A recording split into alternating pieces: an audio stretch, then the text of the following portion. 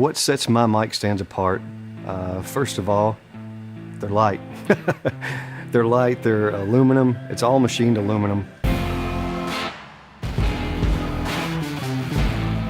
My name is Jason Dozer. I go by Dozer. I'm originally from Central City, Kentucky, Muhlenberg County, very small town, home of the Everly Brothers. And I started out in machining right out of high school.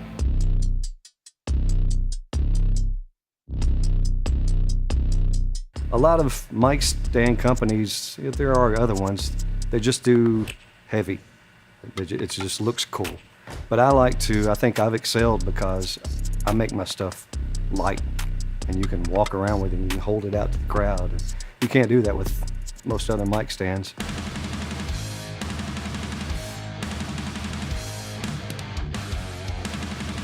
It's very cool to be able to make something for somebody that you've looked up to, and then you get to meet them. And so that's always cool. And now I've reached this point in my career where I'm reaching out to people that my kid loves.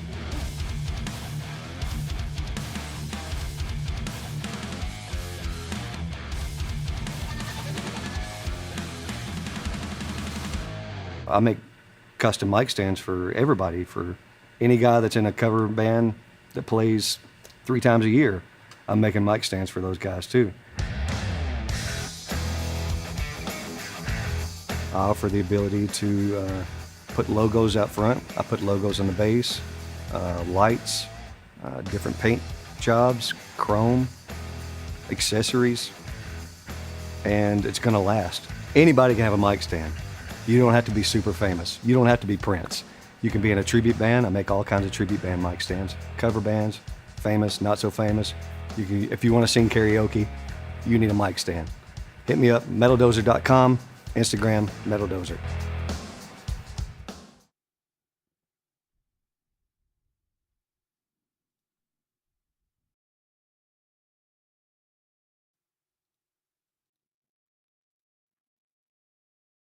That's our friend Jason Dozer from Metal Dozer. He is an extraordinary guy. He's got a really, really great story. And I love having him on the show because, we always have some interesting things to talk about. This is a guy who's won some awards for his music. He's also, a really talented machinist, as you saw. He is an entrepreneur. Exceptional entrepreneur as far as I'm concerned in terms of what he does and all the things that he and his wife Shay are managing in terms of these 2 very busy tribute bands. 84 is a tribute to Van Halen where Jason channels David Lee Roth, and of course Excitable, which is their tribute to Def Leppard, where he channels Joe Elliott. So 2 very, very different entertainers who have a completely different approach and to their stage presence, and which I think is really, really cool that they do these things. But these bands are successful.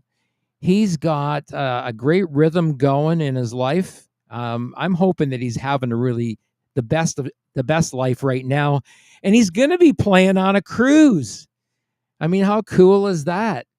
And so all that and more with our buddy Jason Dozer, who's joined us from, I think, down in the Atlanta area in Georgia. Yep, that's me, right here. Where? Right in Atlanta? Yeah, right over here.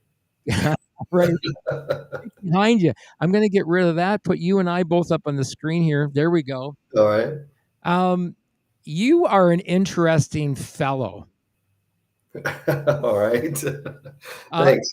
I think the first time that I sort of saw your presence on social media, right away I was captivated with you as an individual. Partly because you and I share some of the same hair. Yeah. We're guys who are middle-aged who can still grow a full head of hair. Yeah. And grow it and make it and rock it, man. That's right. You can rock that, man. You rock that in the form of David Lee Roth. Yeah, just Um, goofing out. yeah, and then you're like, and in that role, you're like totally a completely different guy than you are when you're Joe Elliott, right? Yeah, for sure. Completely different mindset for sure. Yeah, like how do you get the mania in you to do Roth? I've always been, for as long as I can remember getting on stage, I've always acted crazy. So Yeah. that wasn't a stretch for me. I mean, I've always maintained that I believe that David Lee Roth has always been bipolar. Uh, yeah, I mean, he was obviously something. Yeah, Something I mean, crazy. he was always on sort of a high, right? Yeah, it had to be more than cocaine. I have no idea, but he was out. I don't somehow I don't think he need a whole lot to fuel him. Right, exactly. He's just a high energy dude. Yeah, But if he didn't have, bipolar, I'm sure he has ADHD. exactly. Yeah, I something like mean, that. a lot of musicians do struggle with these things. Mhm. I And know. some of those things actually become their strengths, Probably, yeah. right? I mean, some musicians have obsessive compulsive disorders, and it makes them great writers, Yeah, yeah. right? Because they're so in tune with what they're writing musically, right? That they're telling a story to their audience, and their audience is learning as that Yeah, story unfolds could in the be. lyric. Yeah, yeah. Kind of cool. And you get to like emulate these two famous dudes I do my best. that have really had an impact on the world. Definitely, yeah. Def Leppard, who is still touring and tours well, by the way. Yeah, they do. Like I said, my wife and my daughter saw them last year in Columbus, Ohio, and they said that Def Leppard was head and shoulders above everybody. Yeah, Um, for sure. you Yeah. know, she said it would. She said she wanted to see Motley Crue, but she said she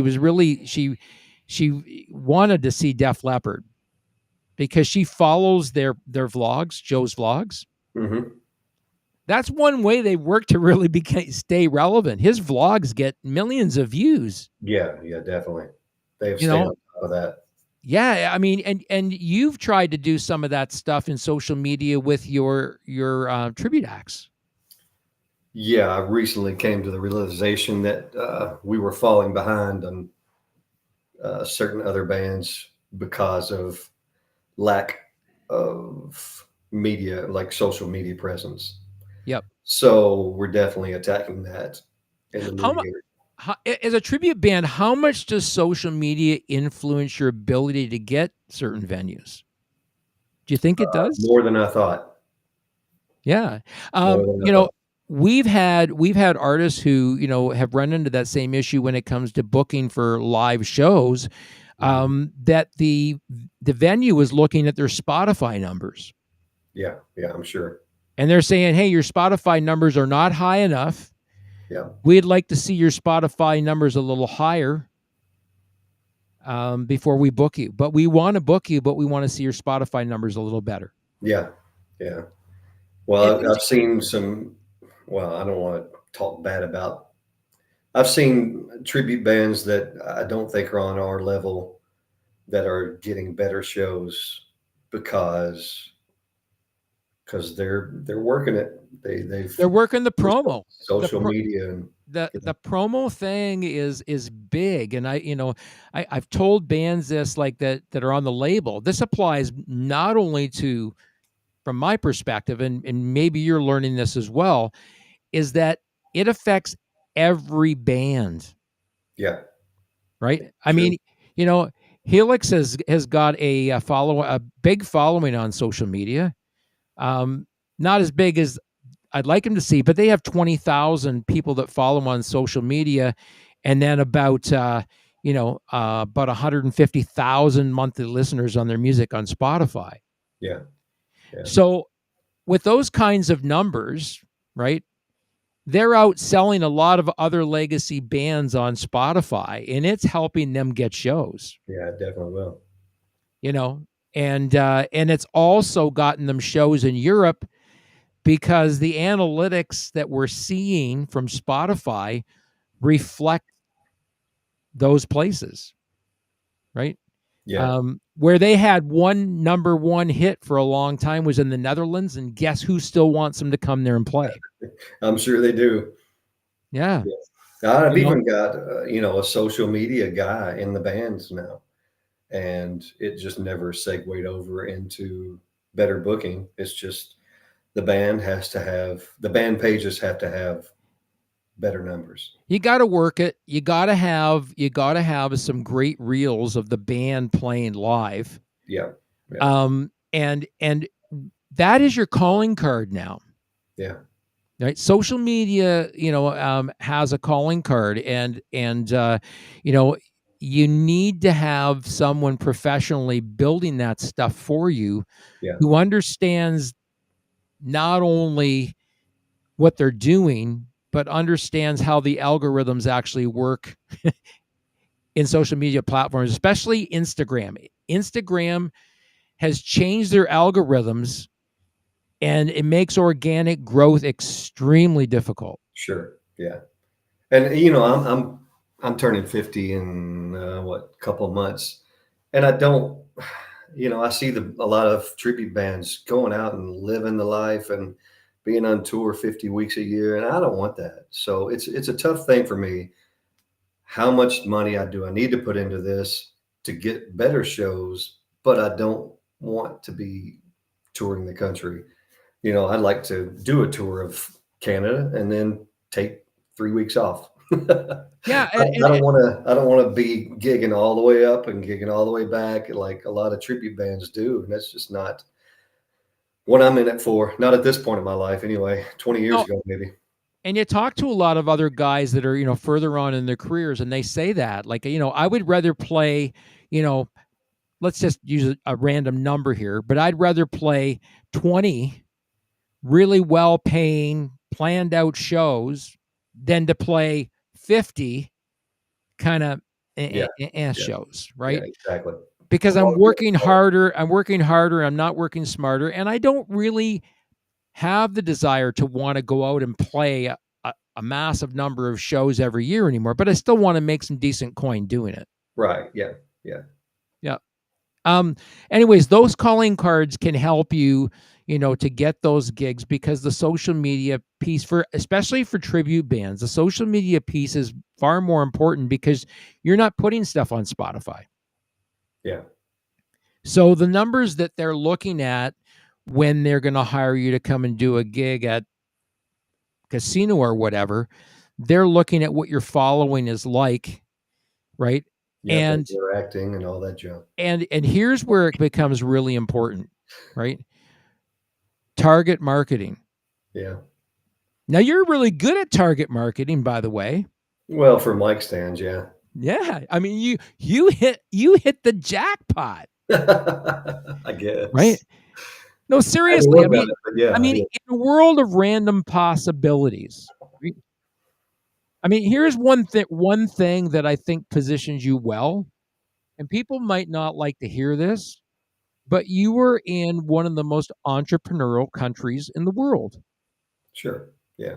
And the cool thing about that is that you discovered not just to be a businessman, but you found a niche market for a product. Yeah. How did you do that? Take us back to the beginning. When did this all start? Okay. I had a cover band, and I didn't like, we'd go out and play the bars, and I didn't like the shit that they gave you. So I made my own in a machine shop, and it's the purple one. I just retired. It was that same bass. That was the first one I ever made. And then I met James LeBrie of Dream Theater. A few years after that, I made him a free one. And then I started a MySpace page, and then.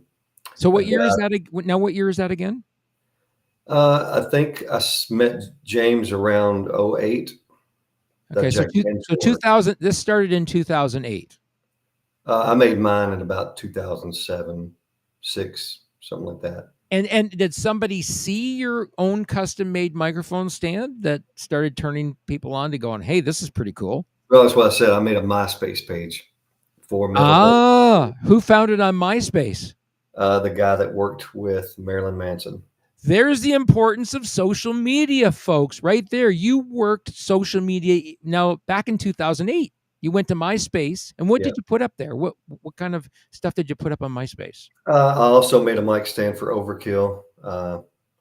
So I just put up pictures of those 3 mic stands I'd made, and the guy from Manson, Bruce Stans, he's become a good friend of mine. He found me and hired me to make shit for Manson, and then for okay, so you made shit for Manson. He's probably your first big artist that you made anything for, right?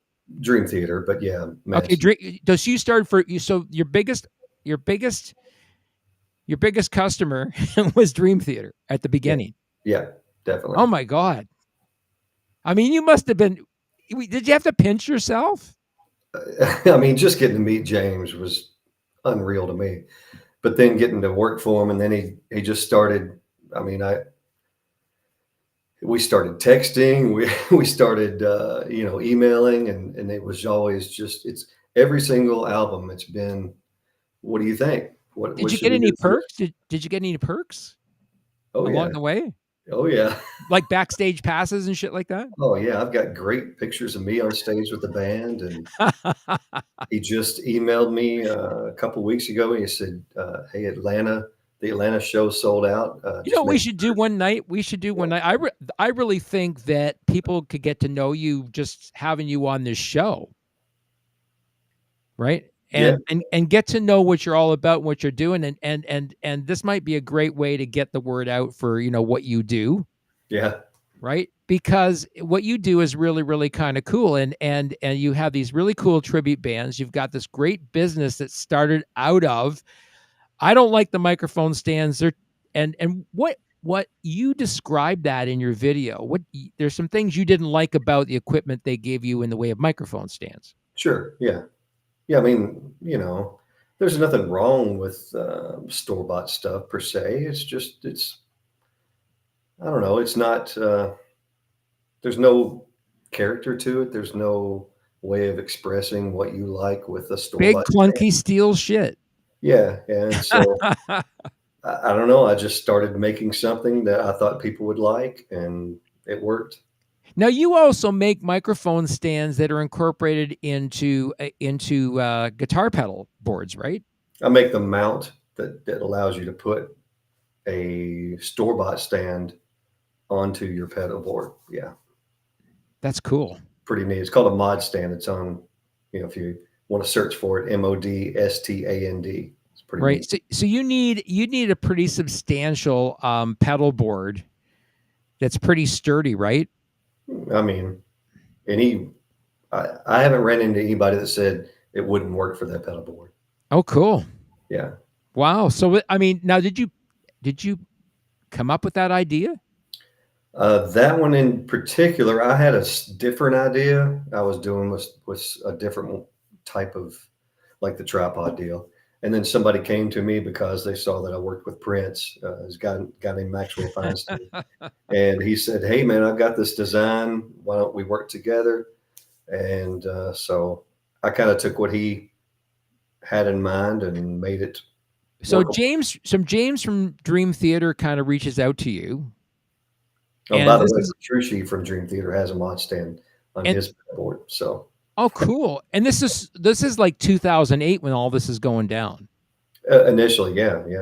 That's Yeah. when that started. So this thing starts to explode for you, and you got to be pinching yourself, going, "Is this a real moment, or is like?" Oh, it was a slow burn for sure. I mean, it took a long time before I made any money off of anything.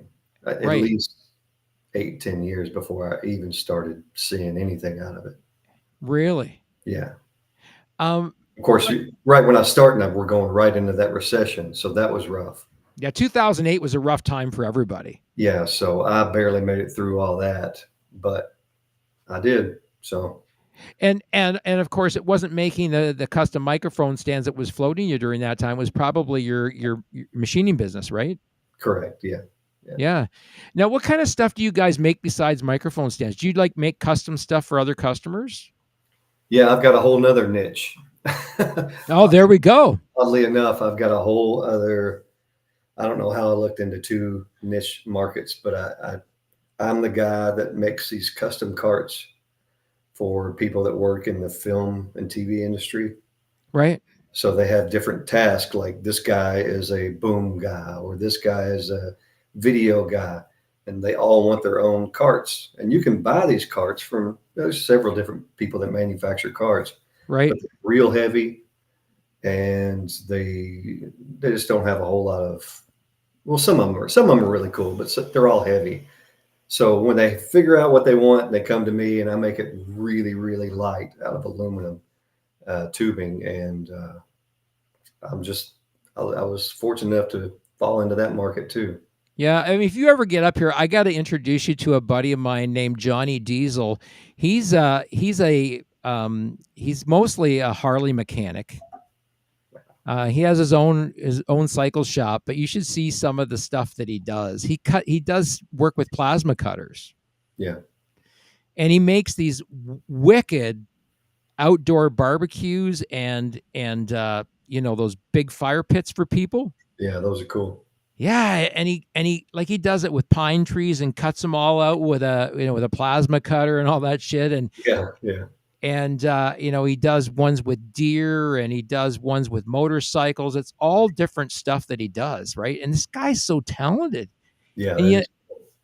And you tell him, and he's like, "No, I just do it." Yeah.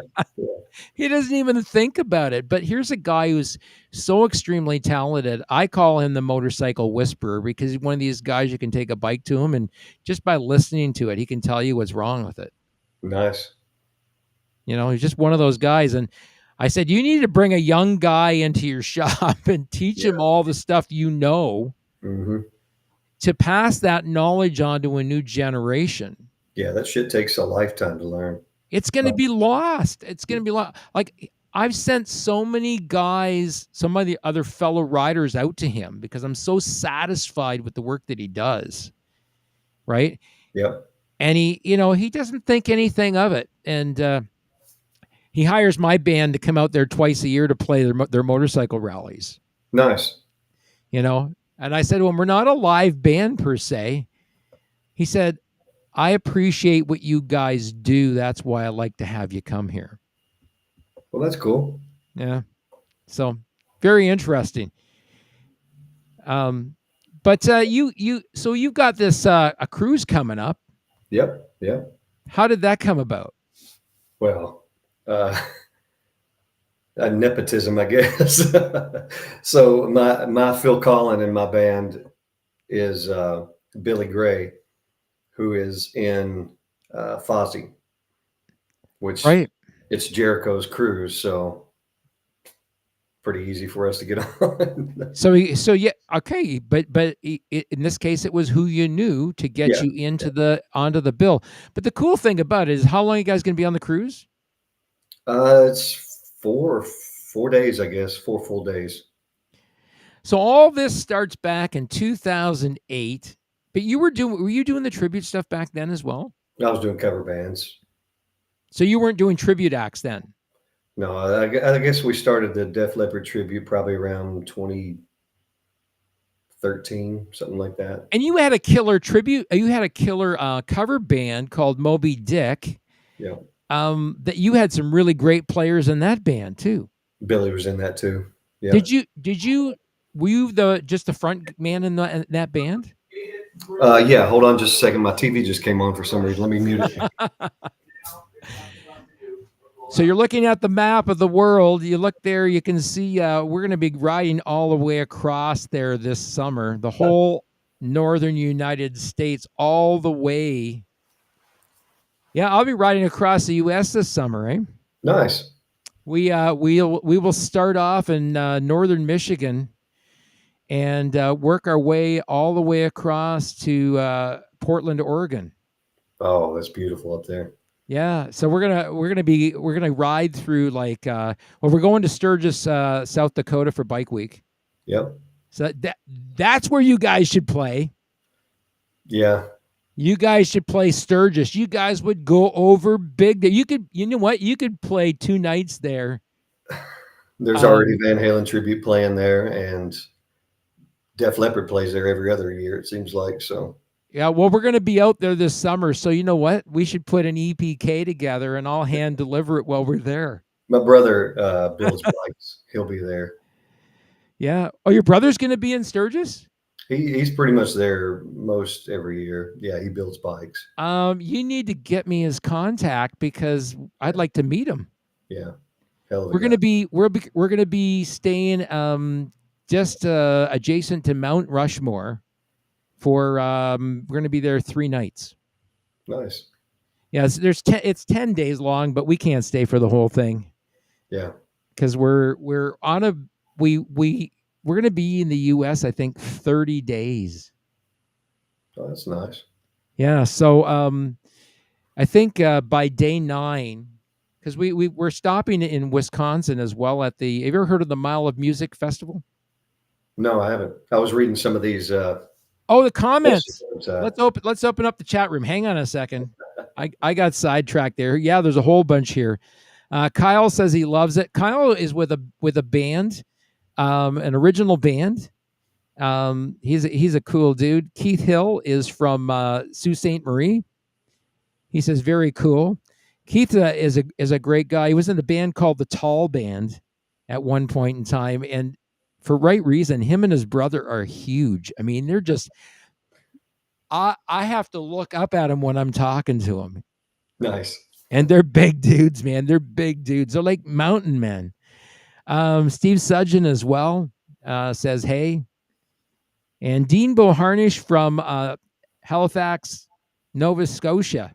You know where that is? Yep. He says, good evening. I'd love to see your band Excitable play way up here in Halifax, Nova Scotia. I have a Montreal Def Leppard coming in May called Hysteria. And Montreal's tribute to Def Leppard, Rock On Jason. Nice. So we were called Hysteria at first. Okay. And had to change the name because we found out there was a couple of other Hysterias and they were really bad. There we go. And I don't mean to talk bad, but I actually had fans come up to us and say we weren't going to come tonight because it said Hysteria, but we're glad we did because you weren't those guys. I mean, that happened Deeple's got a question for you there. He says, I don't wish to ask about all the mics these are mic stands he's made. Yeah. But any for Def Leppard, of course. We'll talk about that. Yeah, I made one for Def Leppard, but it's really weird. They played a festival in Tennessee. Can't think of what it was called. It was about 4 or 5 years ago. And it was delivered to them at that show. It sucked because they were supposed to rehearse in Nashville. And I delivered the mic stands to their studio, to a studio in Nashville that they were supposed to rehearse at for this concert. And I'm there and I'm in the practice room and I'm taking pictures with the drum kit and like everything. And I'm meeting everybody, but the band didn't show up. They decided they were going to skip rehearsal and just do the show without it. So I just left the mic stand there. And so they go to do the show and they're recording themselves before the show. And he's twirling the mic stand backstage. Right. And then I'm told he didn't like it because it was too light. So I made them one. They own it. But they never used it in a show. That's the beauty of your microphone stands. I mean, you're not hauling around this big hunk of steel. Yeah. And it's and the way that you build the microphone stands, they're very put together. Like, yeah, they're built to last. They're integrated. Yeah. And some of them are on sort of a traditional stand, right? Like a tripod? Yeah. Yeah. I make them like that too. And then a lot of them have a plate bottom as well, right? Yeah. So this all starts back in 2008 because we're going to have you back on the show. You've got these massive stories that go back, and all these people that you met. So you start building for Dream Theater, and has everything been like word of mouth since then? I mean, I bought some advertising, but I don't think anything came of it. But I did NAM. I think that helped a lot. I didn't do it this year, but I'm going to go back. But yeah, mostly word of mouth for sure, because it's really weird how those guys are. You wouldn't think from the outside looking in that a guy that's working for Marilyn Manson would go work for somebody else. But at the time, I'm working with the monitor guy for Manson, Right. and the front of house guy for Manson goes off and does Robert Plant. Right. And so he hires me to make a mic stand for Robert Plant. And so, and that guy, George Chapman, I think he worked with Dolly Parton. And then these guys, these really pro guys, they don't care who they're mixing for. They just want quality. And so, the better you are, I guess, the more varied work you can get. I don't know how that works, but it's very interesting to me how they'll jump around.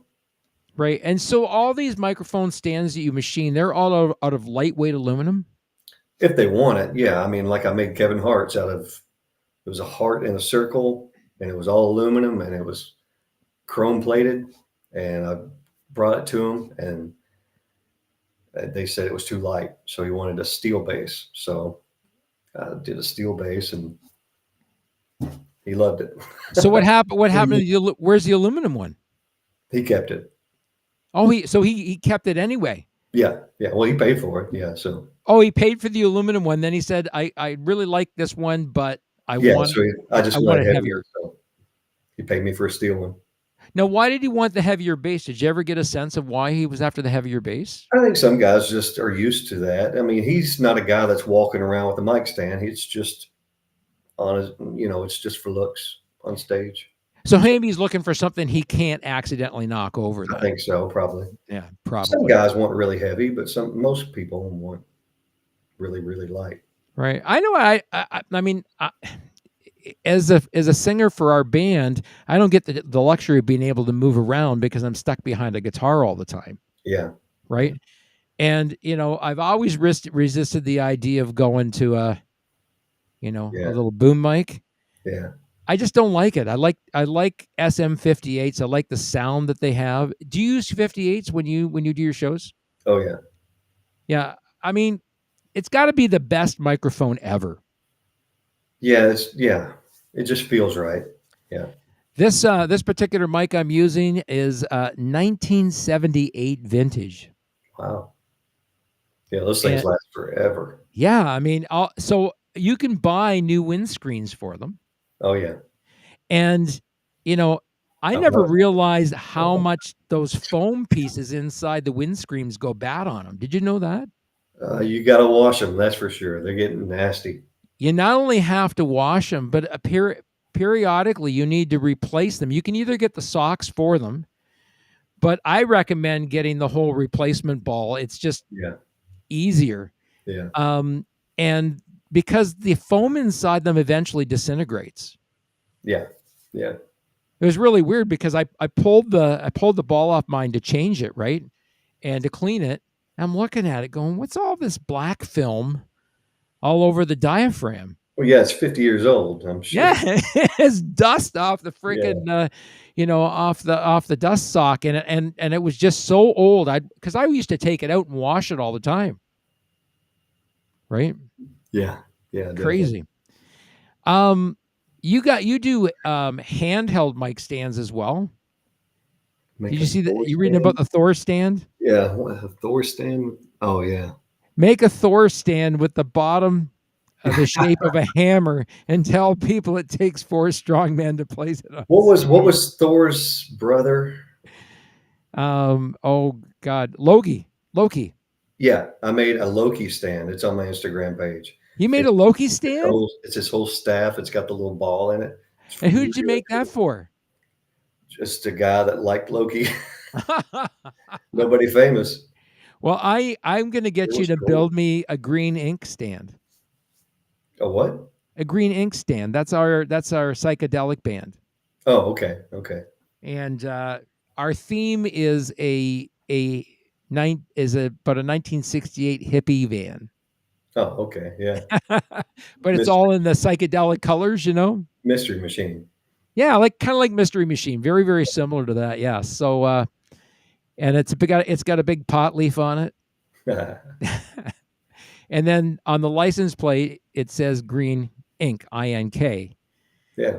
The original name of the band was going to be called In a Cannabis Groove, but that was before they made weed legal. And we sort of tested the name out there, and people like, no, use something more subliminal. Yeah. So Yeah. we came up with the name Green Ink, Yeah. and people liked it. This dude had me make mic stands for his son's band. His son was in prison, and his son met these three guys from Argentina in prison, and they formed a band.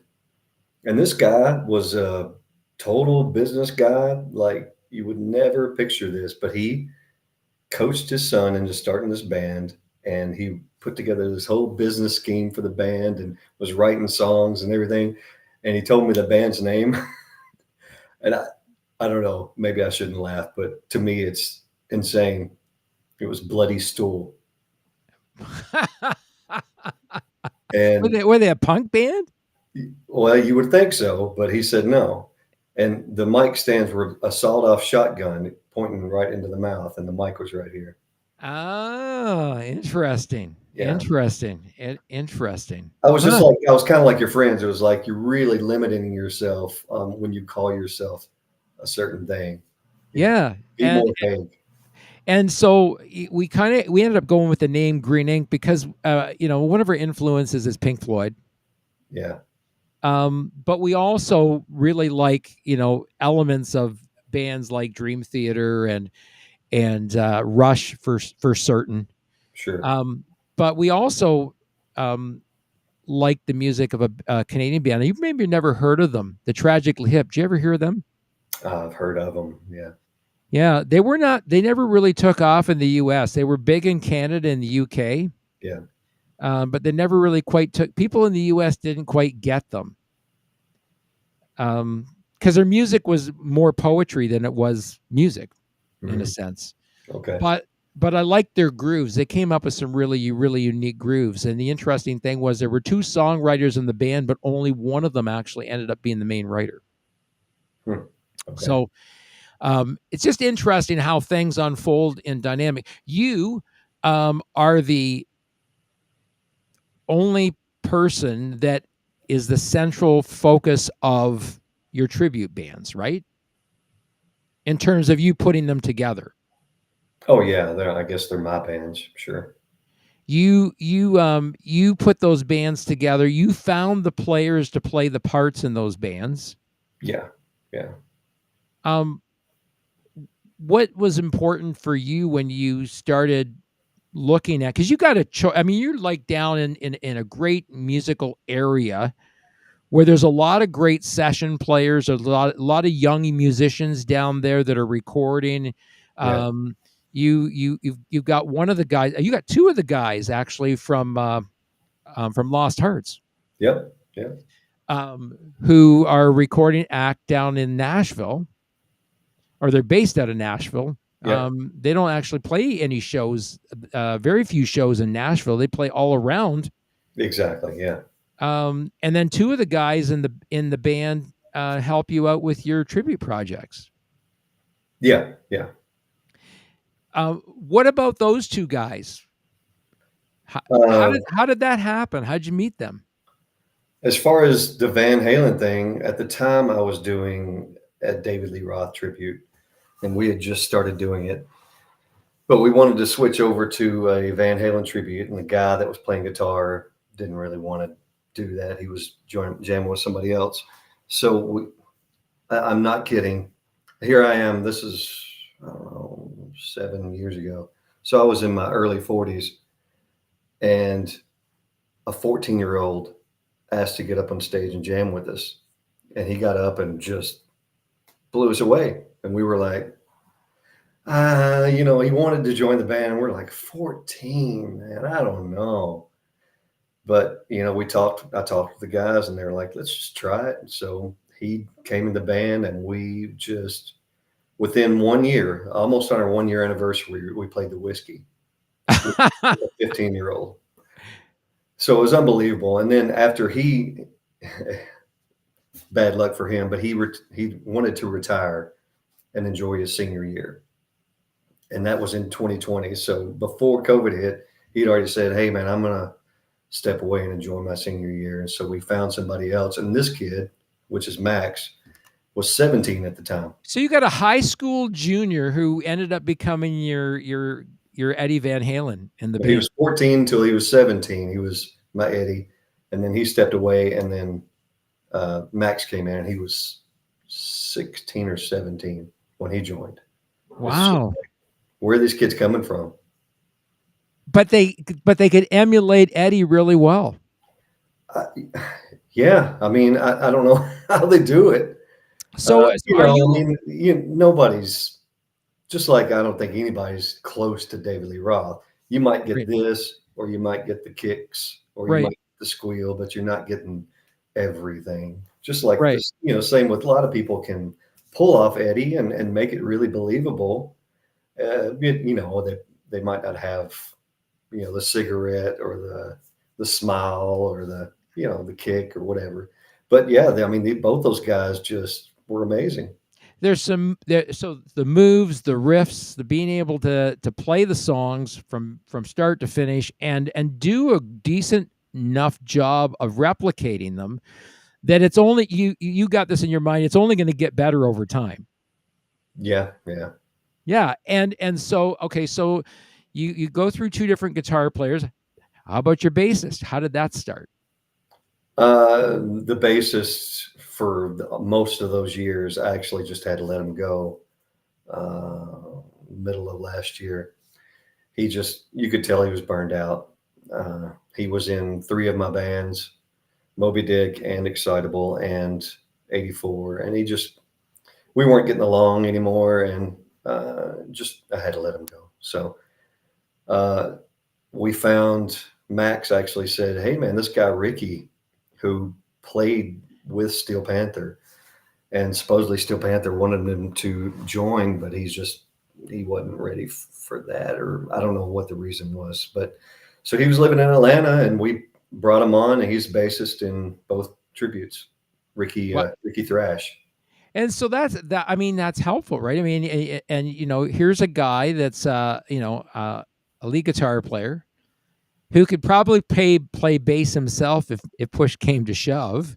Max, Finds you a bass player to replace your existing bass player. But the other fellow was with you a long time. Yeah. Helped you take you through those lean years. As the tribute started. And so this is the Van Halen tribute. What year did that start? 2019, I guess. So 2019. So the Van Halen tribute's been going in earnest since 2019.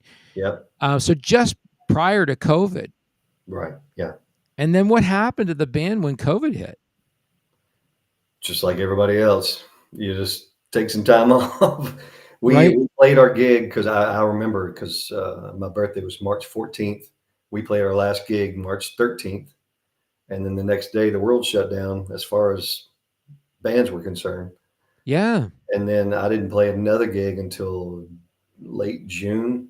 And that was a tough gig because all my endurance was gone. And, it finally slowly came back until beginning of 2021. Yeah, because you started building yourselves up in 2019, and then all of a sudden the world comes to a stop. Yeah. And you were building this momentum, and so like the train lost its steam. Yeah, big time. Yeah. So you guys had to kind of reinvent yourselves after COVID. Definitely, yeah. And it was a matter of how, because nobody knew how much should we put into this, because when are the gigs going to come back? So, nobody really knew what was going to happen. Now, how far along were you with the tribute for Def Leppard when all this was going on? Yeah, that I've been doing that for 12, 13 years now. 12, 13 years. Yeah, So something that started back 2012, somewhere in there. 2012. Yeah. So you had huge momentum going with the Def Leppard thing when COVID hit. What happened to that tribute?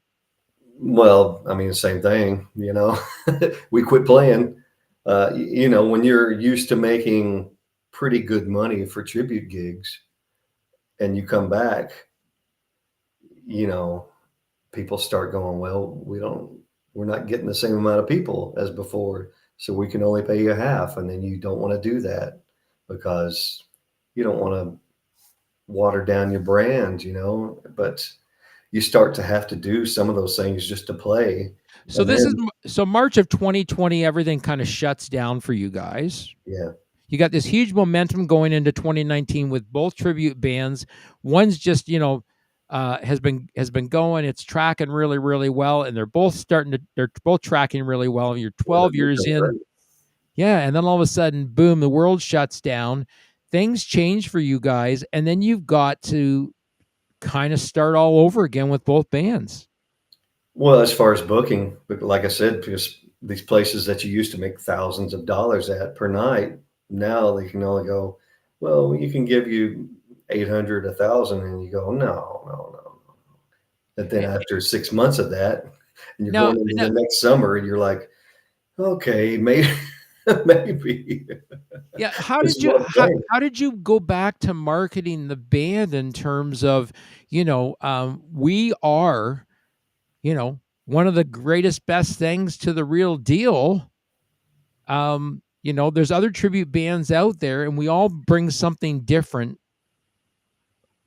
What did you show them that, got them believing in you that, yeah, this is the band we should hire for this gig? I don't know, probably didn't do enough promotion, but a lot of where I've played and been able to play over the last 10 years is mostly because of my name. Right. Just And people how did just the trust me. previous reputation help you when you had to start things all up over again after COVID? Oh, definitely. Yeah. But even reputation doesn't put people in the seats. And I mean, I don't know what it's like there, but we used to have clubs packed all the time. And now just the club right down the street from me that used to be slammed every Friday and Saturday still struggles. Right. And they try different things. They're just people do not go out in Atlanta anymore. Well, there were a lot of really good venues that went down after COVID. Yeah, I mean, they went down like a Kennedy and never came back up. yeah, And the sad thing about that is some of these were really, really good venues known for, live music. They had some of the best cover bands that came and played at their venues. yep. And it was tough on these cover bands. Now, if I'm correct, Moby Dick, were you guys a sought after cover as well?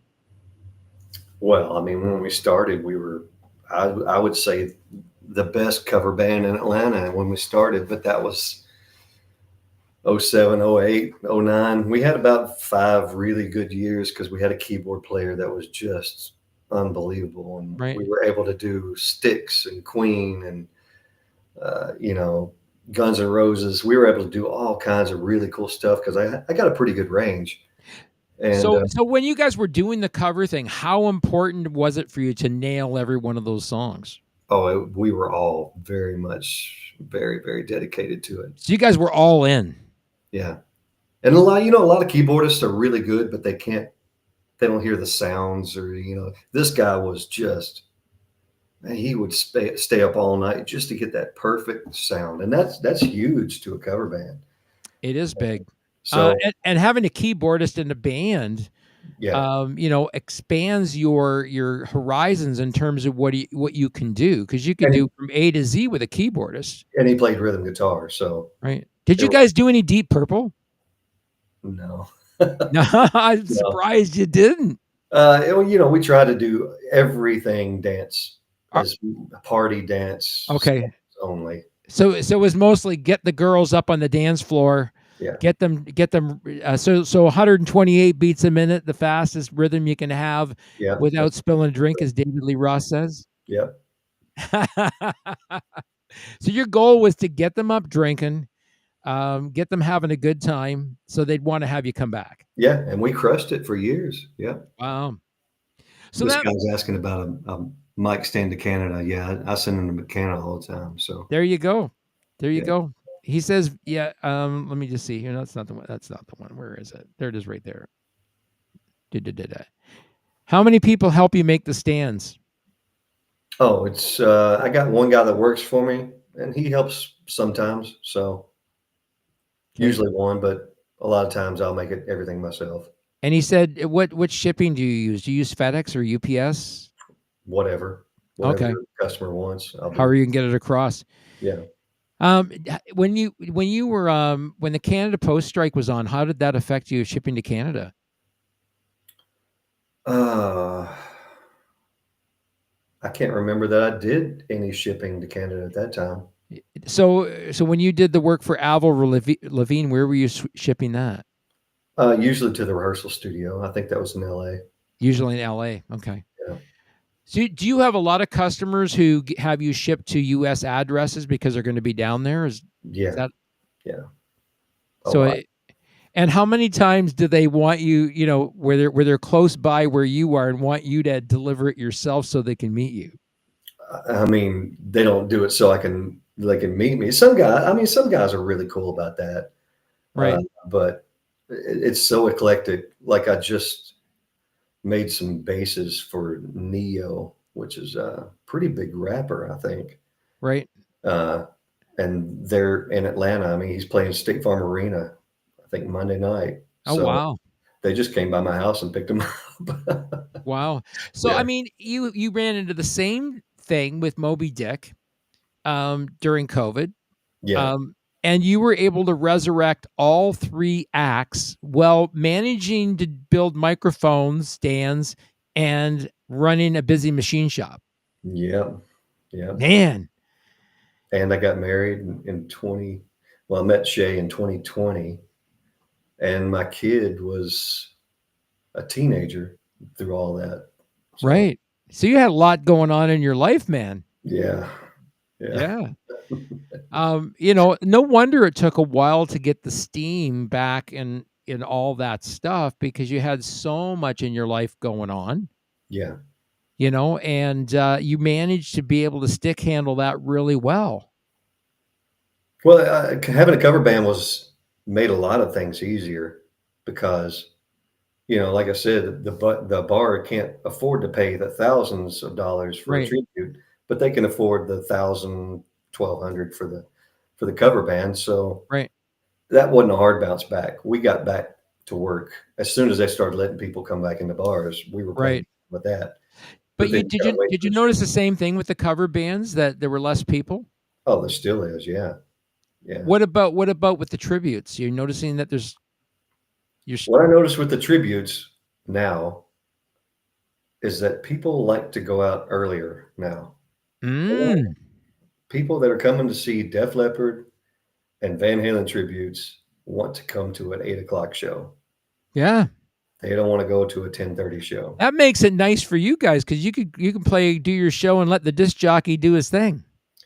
It is, but people aren't getting drunk at that point either.